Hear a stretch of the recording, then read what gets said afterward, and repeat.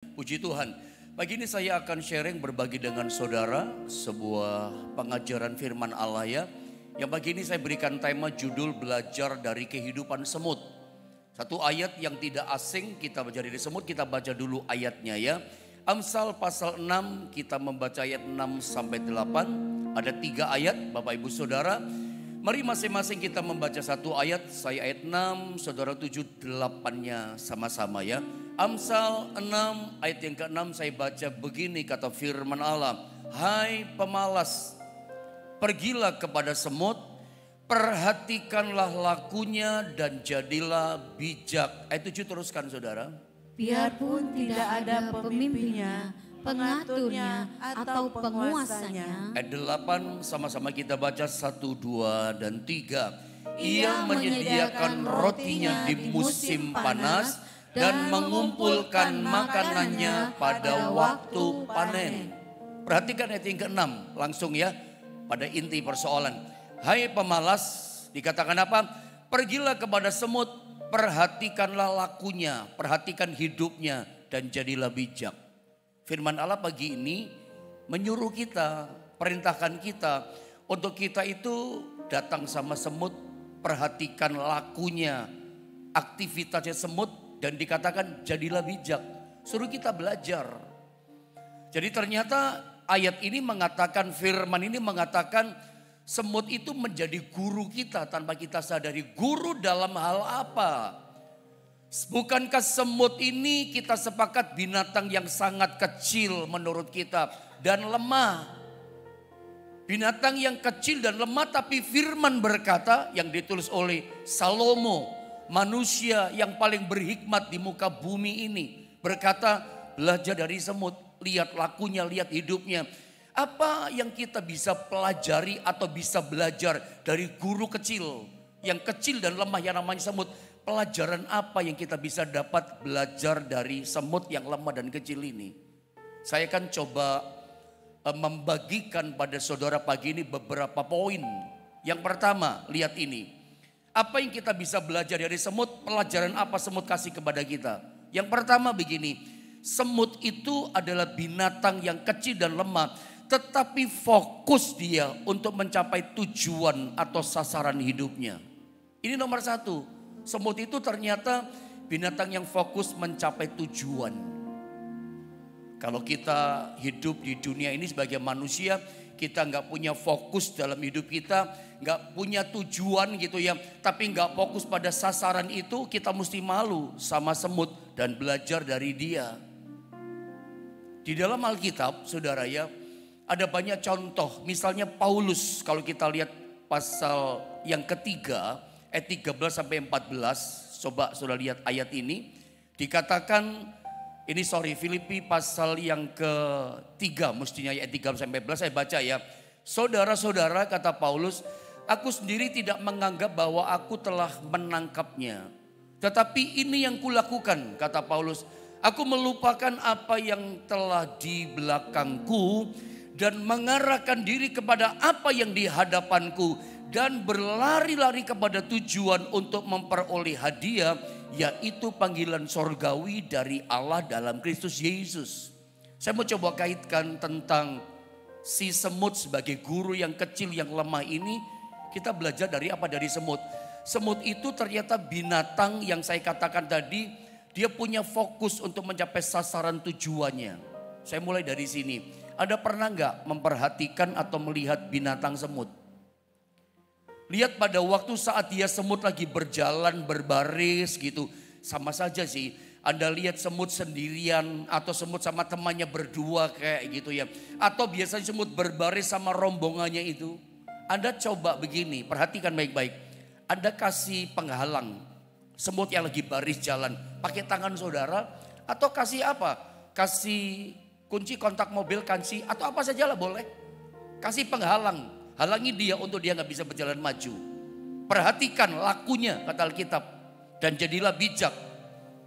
Apa yang kita perhatikan dari lakunya semut ketika dia lagi jalan. Lalu kita halangi dia. Perhatikan apa yang dia buat.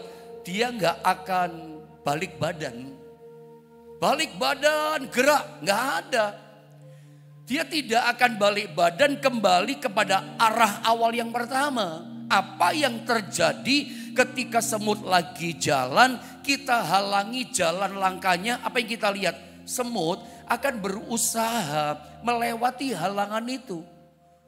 Tidak ada cerita balik badan gerak semut balik ke arah semula. Dia akan berusaha melewati rintangan. Mau dikasih kayu, mau dikasih sepatu, dia nggak akan cari alternatif jalan yang lain, yang mana gitu bisa. Enggak.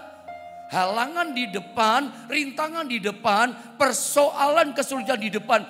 Dia akan coba berjuang melewati itu. Kenapa? Semut itu kalau dia punya yang namanya fokus pada tujuan, punya tujuan yang jelas sasarannya itu. Untuk mencapai ke sana, apapun halangannya, ya dia lewatin. Saya tidak tahu pagi ini masalah yang sedang Anda hadapi. Kesulitan yang menghalangi hidup kita. Kesulitan yang kita hadapi dalam keluarga kita apa? Saya nggak tahu. Ekonomi saudara, pekerjaan saudara, atau kita pelayan Tuhan, hamba Tuhan. Apa yang menjadi penghalang yang merintangi dalam pelayanan kita. Dalam masa depan kita. Penghalangnya itu apa? Biasanya ketika kita ada halangan, kita balik badan. Setan itu seringkali saudara ya menghalangi fokus kita. Contoh yang paling mudah saja, pada waktu kita punya persoalan, ada kerinduan di hati, kita mau berdoa. Saya mau berdoa, kita sudah ambil keputusan nih.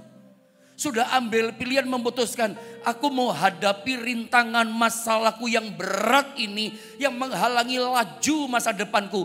Aku mau hadapi dengan doa, aku mau datang sama Tuhan. Kita sudah memutuskan, tetapi apa yang terjadi? Baru kita mau berdoa, baru duduk, Anda mungkin ambil sikap bersujud, Anda sikap duduk berdoa datang sama Tuhan, Anda mulai nyanyi, Anda mulai menyembah, baru menyembah. Setan taruh pikirannya macam-macam di pikiran kita. Ingat ini, ingat masa lalu, ingat ini belum ini, macam-macam pikirannya. Sehingga kita nggak bisa fokus kepada sasaran, kepada doa. Akibatnya apa?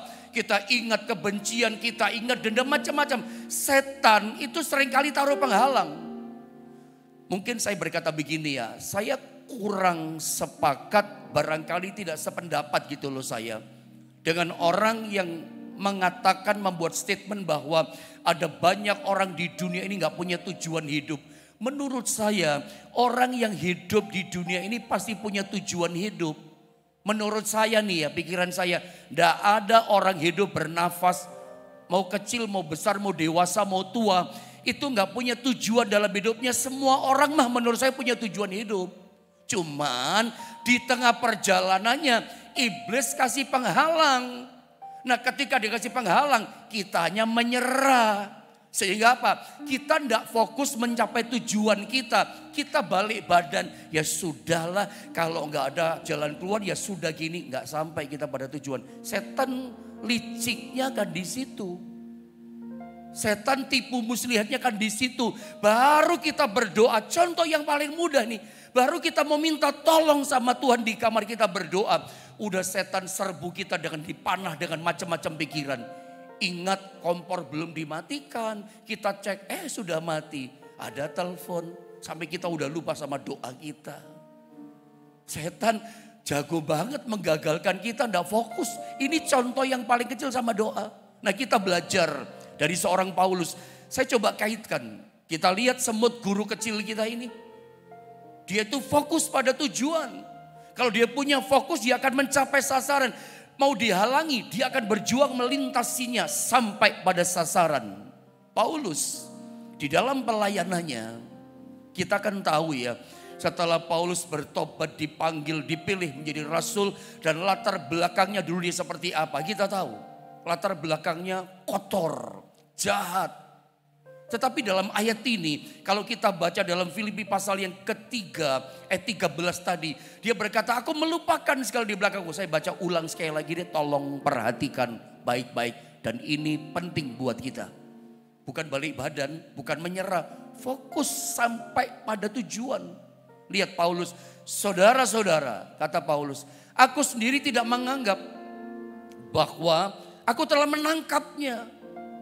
Tetapi ini yang kulakukan. Apa yang dilakukan Paulus? Aku melupakan apa yang telah di belakangku dan mengarahkan diri kepada apa yang di hadapanku. Ini kata Paulus, ini yang kulakukan. Aku melupakan apa yang di belakangku. Kesalahannya dia, kejahatannya dia, kegagalannya dia. Itu kalau dibawa kepada masa kini hidupnya Paulus, dia akan terganggu datang berdoa. Dia akan merasa tidak layak dia melayani Tuhan. Aku orang jahat, aku orang kotor, aku ini orang najis, aku ini pembunuh. Itu akan jadi penghalang yang merintangi dia. Tidak bisa fokus pada tujuan. Makanya apa kata Paulus? Aku melupakannya di belakang. Dan dikatakan apa? Mengarahkan diri kepada apa yang di hadapanku atau di depanku. Bagaimana caranya? Dan berlari-lari kepada apa? Kepada tujuan, kepada sasaran untuk memperoleh hadiah. Yaitu ini sasaran fokus kita. Panggilan sorgawi dari Allah dalam Kristus Yesus. Sasaran kita adalah Kristus yang memanggil kita. Ada Tuhan yang berkuasa dalam hidup kita. Apapun yang kita hadapi dalam hidup kita ada tujuan. Tapi seringkali ketika kita baru mau ambil keputusan pada tujuan kita. Mau melangkah. Langkah 1, langkah 2. Setan halangi kita. Semua orang pada dasarnya punya tujuan hidup. Punya tujuan. Tapi di tengah perjalanannya problemnya apa? Setan yang merintangi kita. Setan yang halangi kita. Dengan macam-macam persoalan. Dengan macam-macam pikiran yang di masa lalu merasa gak layak. Paulus melupakan itu yang di belakang. Kegagalannya, kejahatannya, kekotorannya. Termasuk kehebatannya, kesuksesannya. Anggota Sanhedrin gitu loh. Orang Ibrani asli gitu loh. Dia gak membanggakan itu. Melupakan semua kebanggaan di belakang. Pokoknya gini, aku mengarahkan diri kepada yang ada di hadapanku. Melayani Tuhan. Dan Paulus di dalam dia mencapai tujuan panggilan daripada Tuhan itu. Dia punya mentalitas yang tidak kaleng-kaleng. Kalau kita baca Kisah Rasul 20 ayat 24. Mentalnya Paulus dahsyat.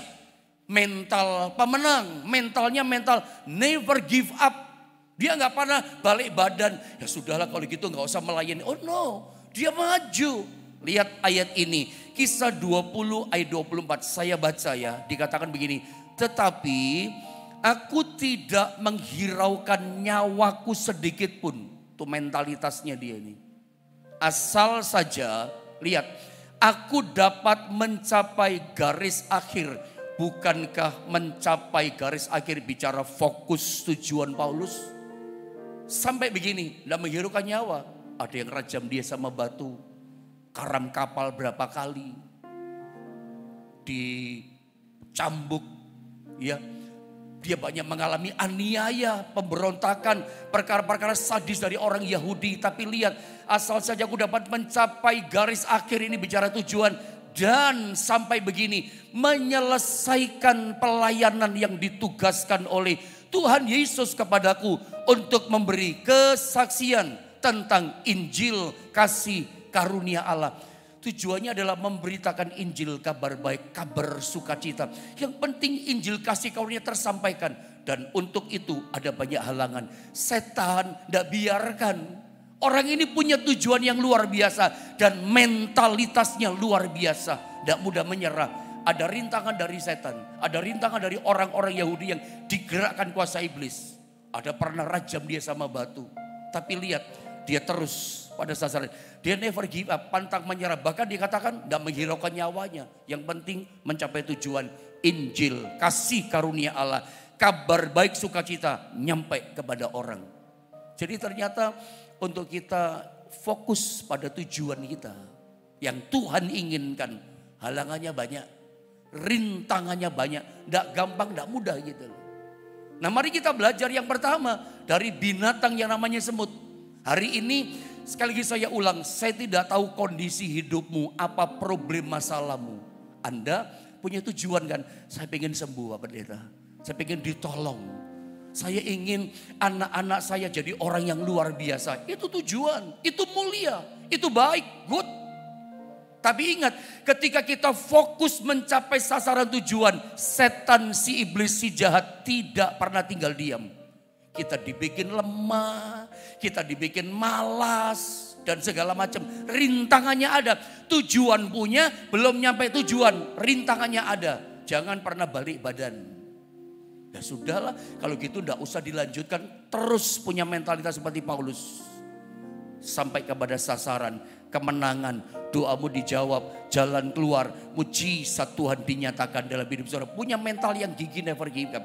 Sampai Tuhan tolong setiap kita. Tiru semut. Mau dihalangi, jalan terus. Di depan ada makanan, dia jalan terus. Dihalangi terus, dia lewati itu. Sampai dia dapat sasarannya itu. Yang kedua, semut jadi guru apa dalam kehidupan kita? Apa yang perlu kita teladani supaya kita menjadi bijak, kata firman Allah. Yang kedua, semut ternyata mempunyai disiplin diri. Mari kita baca ayatnya, Amsal 30 ayat 25. Mari jemaat Tuhan sama-sama kita membaca ayat ini. Saya rindu, saya berharap Anda bisa mengeluarkan suaramu meskipun di rumah. Ucapkan, perkatakan firman, bergema di rumah saudara. Jadi kekuatan buat setiap kita. Amsal 30 ayat yang ke-25. Mari sama-sama baca 2, 3. Semut bangsa yang tidak kuat, tetapi yang menyediakan makanannya di musim panas. Ayat ini kalau kita lanjutkan, sebab di musim dingin, di musim hujan, semut gak bisa kemana-mana. Berani keluar, hanyut, mati dia. Musim dingin, musim hujan, semut gak bisa keluar, gak bisa aktivitas, gak bisa kerja. Semut ini bisa memanfaatkan waktu dengan disiplin. Hal yang kedua, kita belajar dari semut adalah dia ini punya disiplin diri yang hebat. Pada musim panas, itu musim panen. Semut bangsa yang tidak kuat, lemah. Kita jauh lebih kuat, semut lemah. Tapi punya disiplin diri. Di mana disiplin dirinya? Tetapi yang menyediakan makanannya di musim panas. Musim panas itu musim panen. Dia kerja keras. Ambil makanan, masukin rumahnya. Ambil makanan, masukin lumbungnya di rumahnya itu. Terus setiap hari konsisten disiplin. Tidak ada yang komando, terus dia buat itu. Tidak ada pemimpin, tidak ada raja yang kita. Dia terus lakukan itu, kumpulin makanan musim panas pokoknya disiplin. Tidak ada yang komando, tidak ada yang nyuruh. Nah itu namanya disiplin. Nanti begitu musim hujan, tidak ada ceritanya semut itu kelaparan. Musim dingin tidak bisa keluar. Berapa lama, berapa bulan pun namanya musim hujan, musim panas. Dia tidak takut kekurangan. Kenapa? Disiplin diri dia. Padahal tidak ada yang memerintah loh, tidak ada yang nyuruh-nyuruh loh. Inilah yang saya sebut dengan kedewasaan. Coba saya tunjukkan, saya mau kaitkan pada poin ini tentang disiplin diri saudara ya. Apa sih parameter ukuran dari kedewasaan? Menurut Anda apa? Saya ulang sekali lagi. Apa sih parameter ukuran dari kedewasaan rohani setiap kita? Orang dewasa itu bagaimana sih ciri-cirinya, ukurannya, parameternya? Coba Anda lihat gambar ini, statement ini. Ternyata begini Bapak Ibu Saudara. Parameter ukuran dari kedewasaan adalah berkurangnya disiplin dari luar. Karena apa? Karena bertumbuhnya disiplin dari dalam. Yang namanya dewasa, matang, dewasa atau lebih tepat dewasa rohani. Bagaimana sih orang dewasa rohani? Orang dewasa berpikir tuh bagaimana sih secara rohani? Berkurangnya disiplin dari luar karena apa? Berkembangnya, bertumbuhnya disiplin dari dalam. Bukan karena omongan orang, tapi dia bisa ngomongin dirinya. Contoh. Sekali lagi saya tunjukkan ayat ini, saya munculkan Amsal 6 ayat 7-8. Contohnya begini, perhatikan baik-baik. Biarpun tidak ada pemimpinnya, terjemahan dalam firman Allah yang hidup, FAYH, dikatakan biarpun tidak ada rajanya, tidak ada pemimpinnya, atau pengaturnya, atau penguasanya. Raja nggak ada. Tidak ada yang mengomando. pemimpin. Tidak ada yang memerintahkan pemimpin. Tidak ada yang menasehati pemimpin. Tapi semut lihat, jadilah bijak kata Alkitab. Ia, semut tadi yang kecil yang lemah, menyediakan rotinya, makanannya di musim panas, musim panen. Dan mengumpulkan makanannya pada waktu masa panen. Perhatikan ayat ini. Tidak ada yang nyuruh loh. Yang nyuruh siapa? Dirinya sendiri. Kesadaran disiplin yang datang dari dalam, bertumbuh dari dalam. Ini namanya dewasa. Semut itu ternyata disiplinnya luar biasa. Kalau kita kaitkan sama diri kita ini dewasa gak di dalam Tuhan? Cara berpikir rohani kita dewasa gak?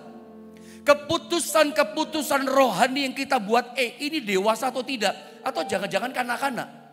Anda ngerti kan bedanya dewasa sama kanak-kanak?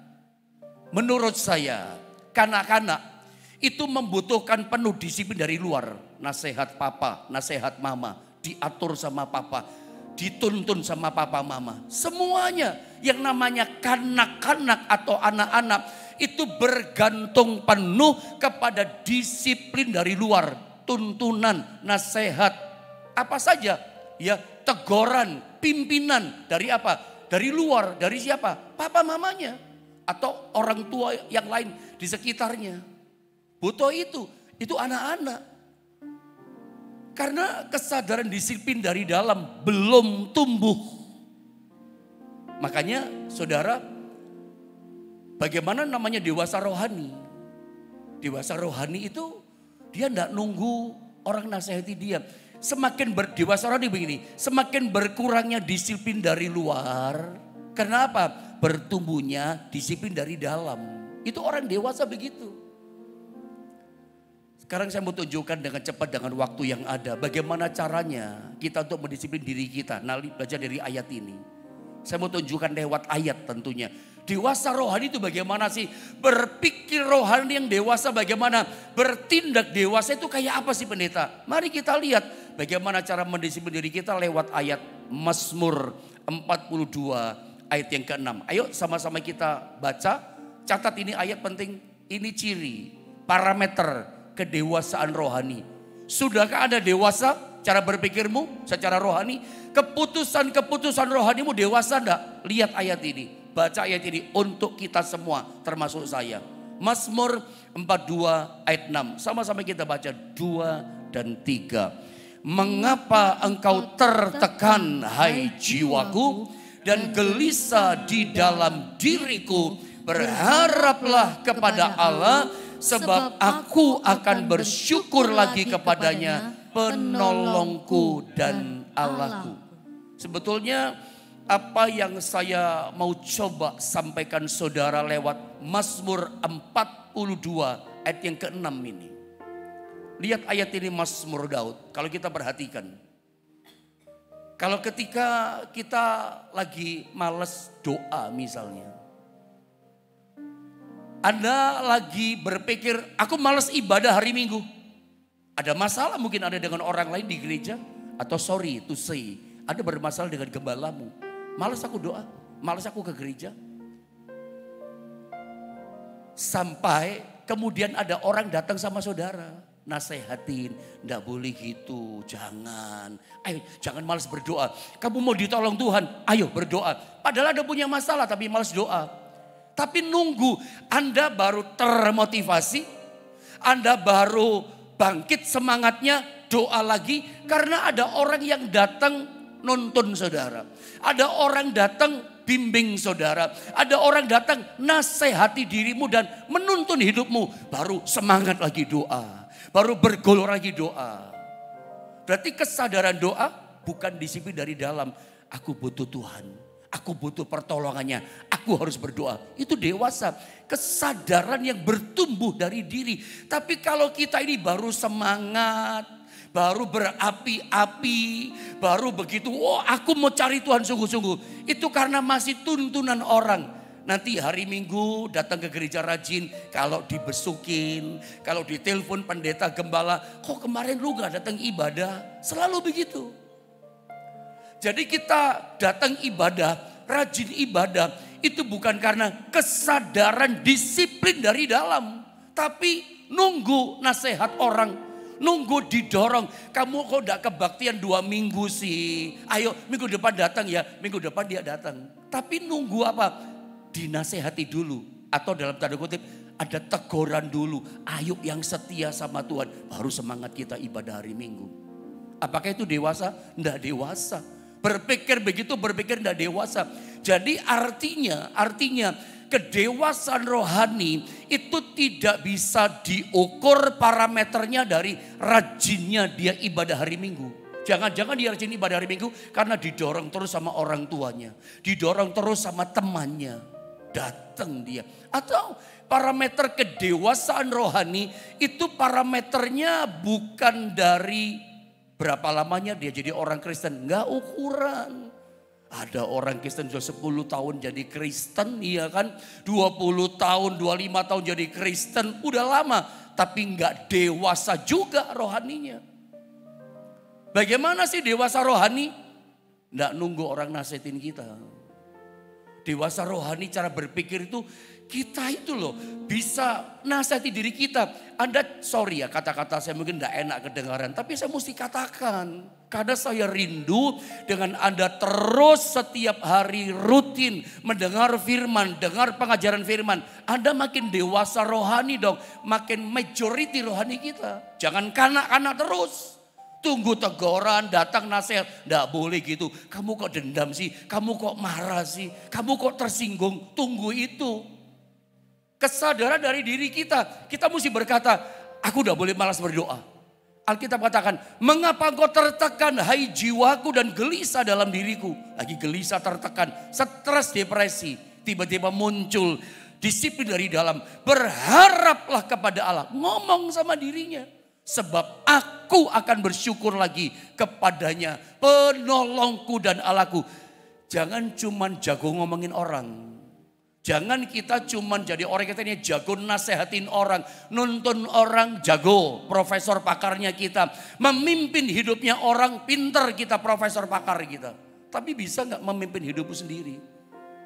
Jadi ternyata kesimpulan saya bahwa nomor 1 yang harus kita pimpin bukan orang lain. Sorry ya. Nomor 1 yang harus kita nasihati bukan orang lain. Bisa gak kamu jago nasihatin dirimu sendiri? Mimpin diri kita bisa gak? Nomor 1 ternyata Tuhan minta sama kita. Kita itu bisa ngomongin diri kita sendiri. Jangan tunggu orang ngomong sama kita. Lu gak boleh gitu loh. Kok kamu nyimpan kepahitan sih? Nanti doamu gak dijawab loh. Tapi kita udah tahu aku gak boleh kepahitan. Nanti doaku gak dijawab. Waktu lemah pun kita. Karena masalah yang berat menindas kita. Kita gak tunggu orang ngomongin sama kita. Kita berkata, aku harus cari Tuhan. Aku mesti berharap minta tolong sama Tuhan. Itu namanya dewasa. Jadi kedewasaan rohani itu adalah berkurangnya disiplin dari luar. Kenapa? Karena berkembangnya dan bertumbuhnya disiplin kesadaran dari dalam. Kalau Anda punya ini, saya mau berkata, welcome to majority. Selamat datang kepada kedewasaan. Dan itu kerinduan saya sebagai gembala saudara yang mengajar saudara setiap hari. Bisa ngomongin diri kita. Bisa memimpin diri kita sendiri. Jangan cuma jago memimpin orang. Nasihatin orang. Itu baru dewasa. Saya berharap ciri yang kedua ini. Poin yang kedua ini ada di hidup kita. Semut itu fokus pada tujuan. Kita pun harus begitu. Jadilah bijak. Yang kedua, punya disiplin diri yang bagus. Termasuk kita. Disiplinnya dari dalam. Yang ketiga, ini mungkin dengan waktu yang ada mungkin yang terakhir berarti ya. Lihat, semut itu adalah makhluk yang identik dengan persiapan. Dia punya persiapan. Contohnya ayat ini yang kita baca dulu. Coba Amsal 30 ayat 25 saudara ya. Amsal 30-25 dikatakan semut bangsa yang tidak kuat. Ayat ini muncul kembali. Tetapi yang menyediakan, prepare, menyediakan, mempersiapkan makanannya di musim panas. Jadi yang ketiga kita belajar. Ternyata makhluk semut yang kecil dan lemah ini. Ternyata dia itu adalah makhluk yang identik. Identik berarti kayak semacam ikon nempel ya. Udah jadi labelnya dia. Semut itu binatang yang labelnya identik kuat dengan apa? Punya persiapan. Pokoknya musim panas, musim bekerja, musim panen, dia itu selalu menyediakan makanannya, prepare, menyiapkan makanannya. Ini bicara kerja ya, menyiapkan, butuh preparing, persiapan. Nah, saya mau tunjukkan gambar ini dulu sama saudara, statement ini. Tetapi ternyata banyak orang sebenarnya lebih menyukai keberuntungan dan daripada keberhasilan. Saya ulang, banyak di antara kita orang percaya juga sebenarnya lebih menyukai keberuntungan daripada keberhasilan. Apa sih perbedaan keberuntungan dan keberhasilan? Tahu perbedaannya keberuntungan sama keberhasilan? Keberuntungan itu seperti durian runtuh, blek. Keberuntungan itu begini, tidak bisa dipersiapkan. Kita bicara prepare, persiapan. Orang lebih suka memilih keberuntungan. Kenapa? Keberuntungan itu kayak durian runtuh. Tidak bisa dipersiapkan. Tahu-tahu datang. Semacam kayak favor, kasih karunia Tuhan. Semacam kayak kemurahan Tuhan. Itu kan kita gak bisa persiapkan. Tahu-tahu datang kita terima. Oh, terima kasih Tuhan. Favor itu ada. Saya sedang bukan tidak percaya atau mengecilkan favor dia. Semacam kayak keberuntungan. Itu ada kok. Dan itu gak bisa dipersiapkan. Itu memang kita gak layak tapi dilayakkan terima gitu loh. Tanpa persiapan tahu-tahu deng, oh kita dapat terima kasih banyak nangis terpesona kita. Itu ada sih, itu ada. Nah sebab itu banyak orang lebih memilih suka beruntungan karena tanpa persiapan. Daripada keberhasilan. Keberhasilan tidak bisa tidak, harus dipersiapkan. Kesuksesan itu harus dipersiapkan. Tanpa persiapan, kalau kita lihat para bisnismen, papa mama kita yang sukses hari ini. Ya puji Tuhan ya. Kenapa bisa sukses? Pasti punya persiapan tuh orang tua kita. Kalau gak ada persiapan gak bisa. Lihat kisah Yosua. Kenapa Yosua yang harus menggantikan Musa? Kenapa yang dipilih sama Tuhan Yosua? Alkitab berkata hamba Tuhan Musa itu telah mati. Tuhan ngomong gini sama, hei Yosua persiapkan dirimu nyebrang sungai Yordan. Siap, Tuhan tahu dia siap. Kenapa mesti Yosua dia siap? Dia pernah ke Kanaan mengintai 40 hari, tahu jalannya, tahu keadaan di sana. Berarti orang ini siap dong. Secara pengetahuan rohani dia siap, dimentor langsung sama Musa. Musa ngajari bagaimana tentang mujizat, ketaatan, kesetiaan, udah komplit. Orang ini siap hati menghamba, mengabdi, siap pengetahuan, siap apa? Tahu lokasi. Nah kalau ada dipimpin ke orang ke Kanaan secara rohani gitu ya. Orangnya buta gak tahu tempat di sana, kesasar kita. Yosua orang yang siap.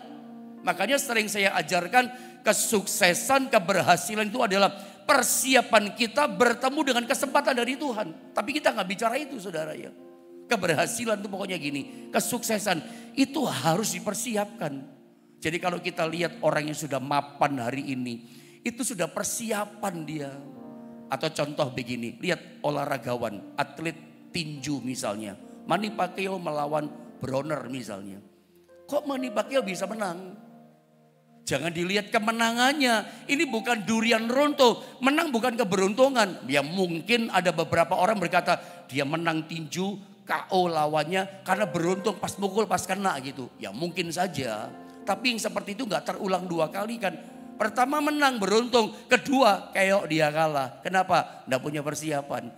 Kalau Manny Pacquiao jadi juara berkali-kali dia menang. Itu kenapa? Jangan dilihat kemenangannya yang sekarang misalnya gitu. Mundur 1 tahun ke belakang. Mundur 2 tahun ke belakang. Atau mundur sampai 20 tahun ke belakang. Oh ditempa dengan persiapan disiplin yang keras. Persiapannya yang ke belakang. Sama kan dengan segala macam pengusaha kita lihat. Orang-orang rohani yang dipakai Tuhan luar biasa. Oh persiapan doa di belakang dia. Hidup takut akan Tuhan. Puasanya dia kayak apa. Itu bicara preparing persiapan. Jangan cepat, mari lihat gambar ini. Seorang hamba Tuhan bernama John Maxwell pernah berkata begini. Menjalankan kehidupan ini kita diberhadapkan 2 pilihan. 1 repairing or preparing. Repairing itu apa ya? Memperbaiki dan persiapan. Kita lebih suka apa saudara ya? Memperbaiki. Rusak dulu diperbaiki. Atau kita persiapan. Belum rusak ya kita sudah prepare persiapkan semua. Mau pergi jauh persiapan semua. Jangan tunggu blek mau rusak baru kita repairing. Wah repot begitu. Tertunda semuanya Jangan-jangan gak nyampe tujuan, bobrok di tengah jalan. Loh iya loh saudara. Tapi banyak orang lebih suka repairing daripada preparing. Lebih suka menyembuhkan daripada apa saudara ya? Mencegah. Betul tidak? Lebih orang suka menyembuhkan, tidak mencegah. Jaga badan sehat dan segala macam. Nanti kita muter-muter, nggak nyampe tujuan juga hidup kita. Yang terakhir saja, lihat 5 gadis bodoh dan gadis bijaksana. Matius 25, 3-4. Catat saja ya, gak usah dibaca ya. 8-10. Yang membedakan mereka itu apa sih? Yang bodoh sama yang bijaksana. Persiapan. Sama-sama ngantuk sama-sama. Tidur, sama-sama tidur. Malam kan tidur. Tapi di tengah-tengah mereka tidur, ada suara keras, mempelai datang, song-songlah dia. Ngantuk-ngantuk bangun mereka. Ketika bangun, pelitanya si bodoh, 5 darah bodoh, udah kebat-kebit mau mati. Mereka sadar, kita gak punya minyak, gak punya persiapan preparing minyak.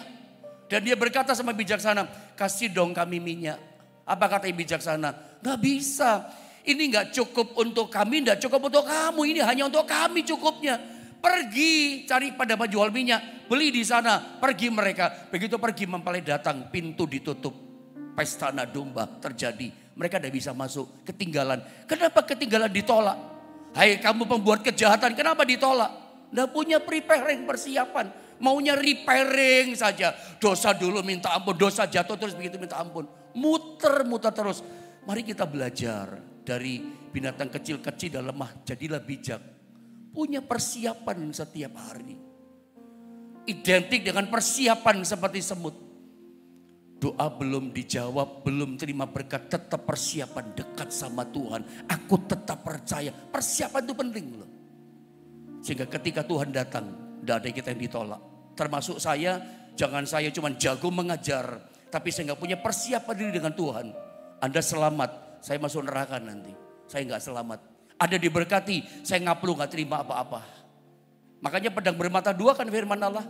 Cuma jago memimpin, enggak. Saya pun harus bisa memimpin diri saya, memimpin keluarga saya. Jadi sebetulnya memimpin diri itu penting.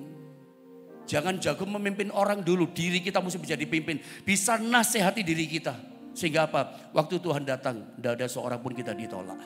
Tuhan berkati setiap kita, mari kita sama-sama berdoa saudara ya.